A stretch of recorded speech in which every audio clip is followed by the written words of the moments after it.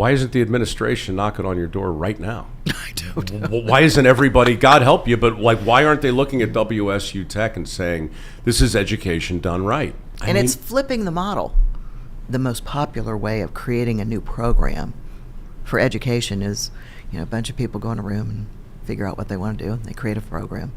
What we do is we bring industry to the table. And I'll give you a great example of this. When we were building the National Center for Aviation Training, which you were in the other day. Impressive.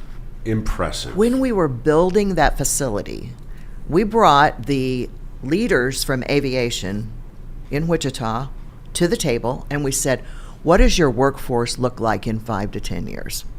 Not only what skills do they need, but what are the new things that are going to happen?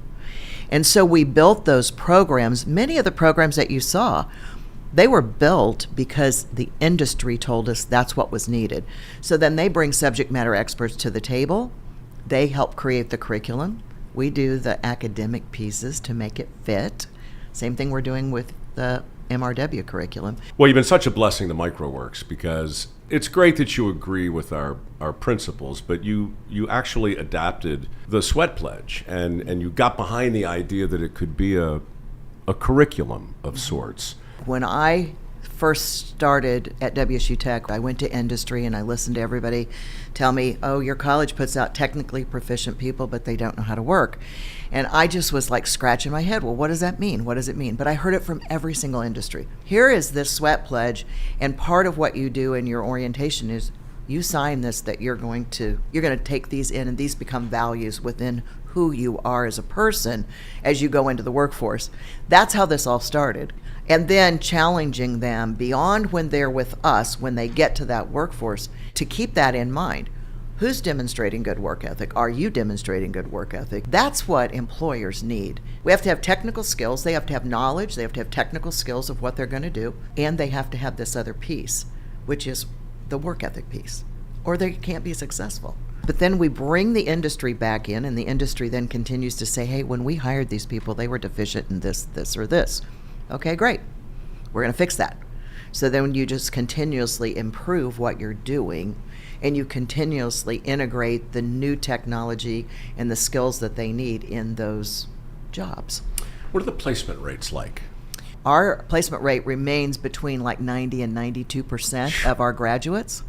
And that's three things. They either are working in the field they studied in, they're in the military, or they're continuing their education.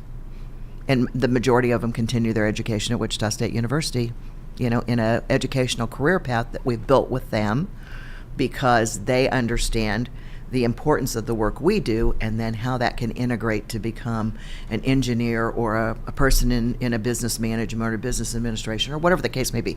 To me, education's here, career's here. Mm-hmm. So bring somebody in where they don't have this big elephant on the table, and they can think, I can do that. I can do 6 weeks or 8 or 12, and then I can do this job, and I can make this money, and then I'm going to go to work. I mean, maybe I'm going to continue to get my 2-year degree, but maybe I'm just going to go to work. And then I'm going to say, man, what she's doing over there, that's what I want to do next. Then they come back, they add, and they continue to add, and that can be at WSU Tech, and that can be at Wichita State University. And that's the beauty of this, and the beauty of building stackable curriculum, mm-hmm. and building a career pathway with education right next to it. So it's just a ladder. You're just going up. But it's more than a ladder. It's a visible ladder. Like, mm-hmm. what you just said is super important, I think. When we took shop class out of high school, mm-hmm. what we really did was we eliminated the possibility that some kid walking from math class to English class down the corridor sure. might glance in through mm-hmm. the window and see some CNC thing going on, or right. see something being fabricated, mm-hmm. which might spark a thing that says, hey, I wonder if I could do that, right? So that's kind of gone in a lot of ways, but it is so alive and well in your world. It is alive and well in our world, because I'm a huge proponent of that, because young kids can't be anything that they don't know what it is. Right. I mean, if they haven't had exposure, they probably know what a nurse and a doctor and a teacher is, but do they know what a robotics technician does? Do they know that airplanes have mechanics? Do they understand that you can be a surgical technician in the surgery room with the surgeon, all these kind of things that they can't see. So 3 things that we've done with them, and I'll start with the high school kids. So we've developed what we call these Future Ready Centers. And we're in partnership with USD 259, which is the Wichita School District, which is the largest school district in the state of Kansas. They're on either one of our campuses or one of theirs. All high school students have the opportunity to go a half a day to these Future Ready Centers. We have one in manufacturing and aviation. We have one in healthcare. We're building one right now in IT, and then we'll be building one for applied technologies. So construction science and automotive and those kind of things. But those high school kids then start a career track when they're in 11th grade to go through those career technical pathways. So we've done that with high school kids. But then we go, okay, what about middle school kids? Because they don't, to your point, they don't get to see any of that. So what we've done with them is we're bringing them in the summer. We had over 2,000 middle school kids last summer. We did camps with them. We're going to continue to build that and have more camps. And the biggest idea is to expose them and create awareness. They get to build a drone. They get to fly it in a drone field. They get to have a competition. They get to get in a flight simulator and fly planes. They get to work on an airplane. They get to build a CNC part. They get to do all these things hands-on that they would never have that experience for. So they go to these camps. Hopefully, by the time they're in 9th grade and they have to decide what they want to do, maybe they're going to be interested in one of those pathways, career pathways. We just started a children's book series to go to 4 through 8, ages 4 through 8, so that they could read about careers in STEAM education. STEAM, science, technology, engineering, art. And math. Yeah. That STEAM thing is such a big deal. What a difference one more vowel makes. It does. Well, when you take the art out of a thing, I mean, that's what happened to the vocational arts, right? Mm-hmm. We took the art out. Then it was VOTEC. Then it was some acronym. Then it was another acronym. Then it was SHOP. Then it was gone. Mm-hmm. But the demise of all of that starts with the removal of art. Mm-hmm. You're putting the art back in it. But, I mean, everything you just said is field trip on steroids. Mm-hmm. But we're taking it to them.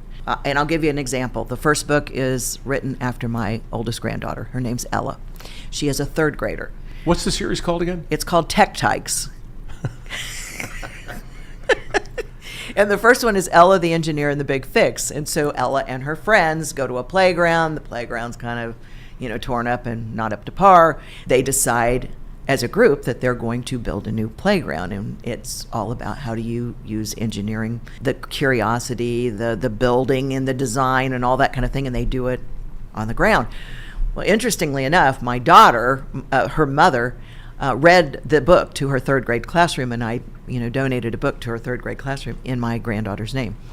And they had this robust conversation, which my daughter was like, I had no idea this was going to happen, and I thought the teacher was going to cut us off. And they kept having it. Well, then what she did was the next big project they did, they're working on building playgrounds.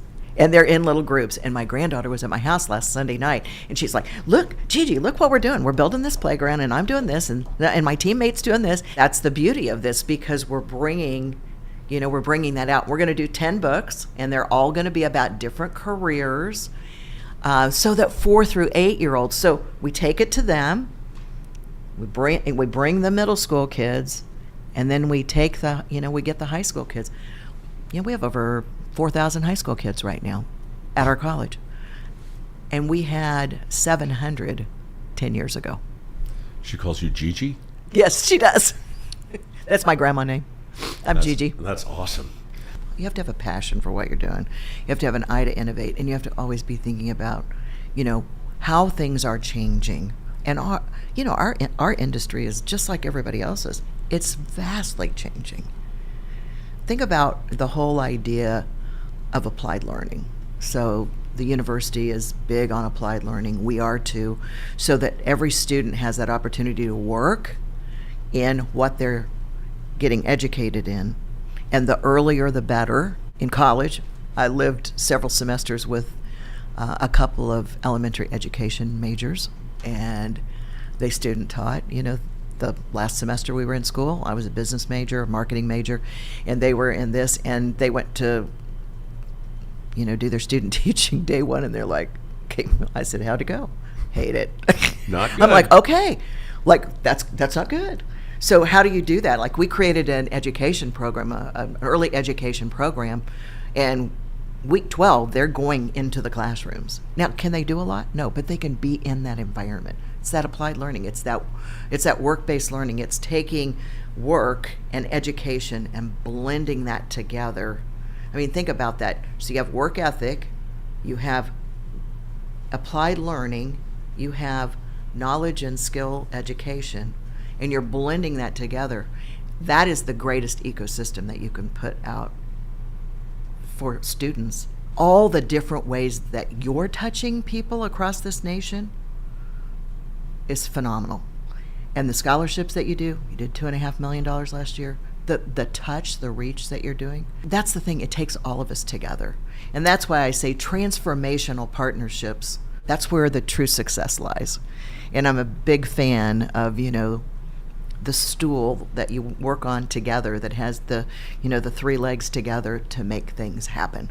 And that's when great things do happen. It's when people come together with a common vision, a common goal, like what we have to teach work ethics. And then what comes from that? I can't believe it took